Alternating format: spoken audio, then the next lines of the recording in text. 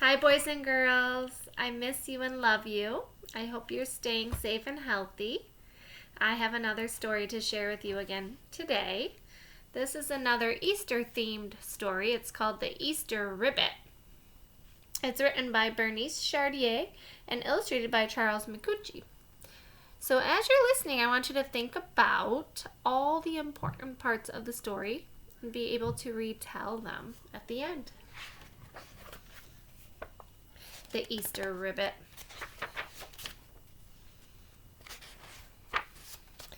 Easter was coming.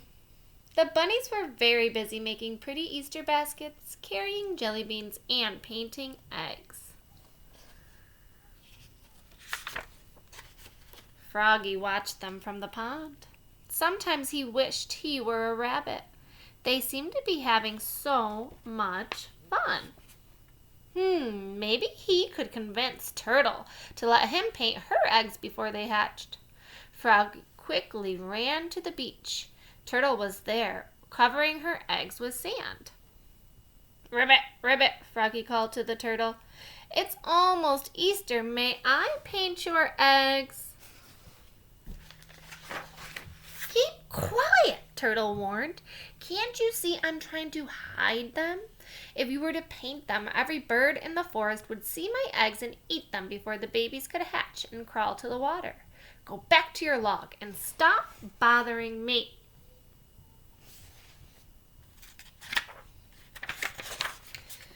Froggy walked sadly to his favorite hollow log near the rabbit tree and crawled inside. After a long time of feeling sorry for himself, he fell asleep and had a dream. In the dream, he was an Easter Ribbit. Not quite a rabbit, but not a frog either. He was rushing through the high grass to deliver Easter baskets to all the children. The baskets were full of things that Froggy loved: jelly beans, lollipops, flies, tiny fish eggs, seaweed bars, and delicious mosquitoes, too. Mosquitoes? Suddenly, a terrible noise woke Froggy. He opened his eyes and peeked out of the log. The chief Easter Bunny had just landed in a helicopter. He was carrying armfuls of lists of all the children who needed Easter presents. Mrs. Rabbit and all of her assistants came running out to greet him.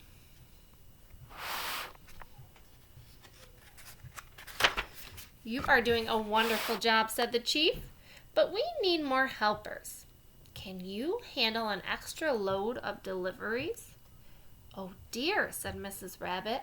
"We don't have enough bunnies to deliver the baskets. Flossie and Fernie caught colds last night, and I'm afraid they are running fevers. And Hubert and Henry hurt their feet squeezing under a fence. They can't run until next week. What will we do?" "Advertise," said the chief Easter Bunny. Advertise means you put up signs or commercials or different ways to get people's attention. So it says, "Help! Wanted! Easter Rabbit. Call Mrs. Duck's employment agency. She can fly over the woods and drop ads for the position tonight.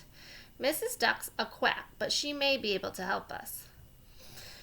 "All right," said Mrs. Rabbit. "We'll do our best."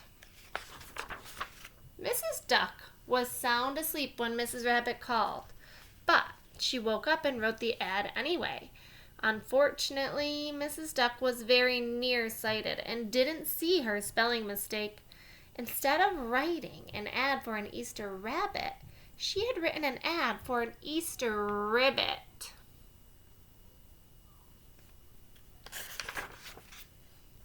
One of the ads landed on Froggy's log. Froggy saw it as soon as he woke. "An Easter ribbit," said Froggy. "That's me." It was his dream come true. Quickly, he wrote down Mrs. Duck's address and ran to the employment office. Although she couldn't see well, Mrs. Duck suspected that she was looking at a frog. Nevertheless, Froggy was the only client who had come into her office for a very long time, and there wasn't a rabbit in sight.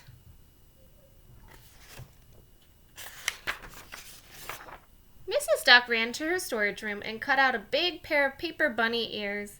She tied them on Froggy's head. Then Mrs. Duck pasted a big cotton ball on Froggy to make a rabbit's tail.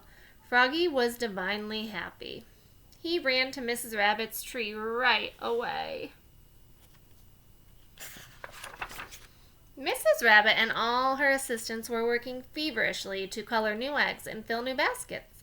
Glancing quickly at Froggy's big floppy ears, Mrs. Rabbit didn't notice that he was an Easter Ribbit and not an Easter Rabbit. She pointed to a tall tower of Easter baskets outside the back door and told Froggy to start his deliveries. Froggy looked up at the baskets. "Ribbit," he gasped. "I'll never be able to deliver all of these by Easter." There was only one thing to do. Quickly, he hopped down to the pond, ribbiting as loudly as he could. Froggy called for all of his friends and relatives to come and help him. Soon, a crowd of frogs of all shapes and sizes leapfrogged to pick up the baskets stacked behind Mrs. Rabbit's tree. And if you had been anywhere near Froggy's log at the crack of dawn on Easter morning, you would have seen them marching through the meadow to deliver the Easter baskets to the children. And at the head of the parade was Froggy, ribbiting a happy song. "I'm a froggy in a hurry, and I've really got to scurry. Before the sun comes up, while all the kids are sleeping, I'll be hopping, sprinting, leaping. I'm as happy as a pup. I can't be a rabbit, so I'll be an Easter Ribbit. It's true I'm green, but if I'm seen, I really can't ad-lib it. I'll leave some Easter baskets, and everyone will cheer. A tisket, a tasket, the Ribbit has been here." And from that day to this, if you listen carefully, you will always hear the little frogs called peepers singing in the woods in early spring. They are telling the story of Froggy the Easter Ribbit and how he became a hero to little frogs everywhere. And then this is Froggy's song if you wanted to play it to music. We know Mrs. Buckley's not the best singer, so we won't do that. So I would love it if you could practice telling all the important parts of the story to somebody at your house. What was the setting, where or when the story takes place, the character, and what happens in the beginning, middle, and end. And if you feel like drawing and writing today, I thought it would be fun to come up with our own mixed up rabbits. We know Froggy was a frog rabbit or a ribbit. And my nephew Maddox had on a shirt the other day that was a dinosaur with rabbit ears, so he would be a dino rabbit. Or maybe you could draw a lion rabbit or a cheetah rabbit or maybe a horse rabbit. So, of course, I thought it'd be fun to draw my own mixed up rabbit. And this is what I came up with. I wrote, "This is a ladybug rabbit. It can hop and fly."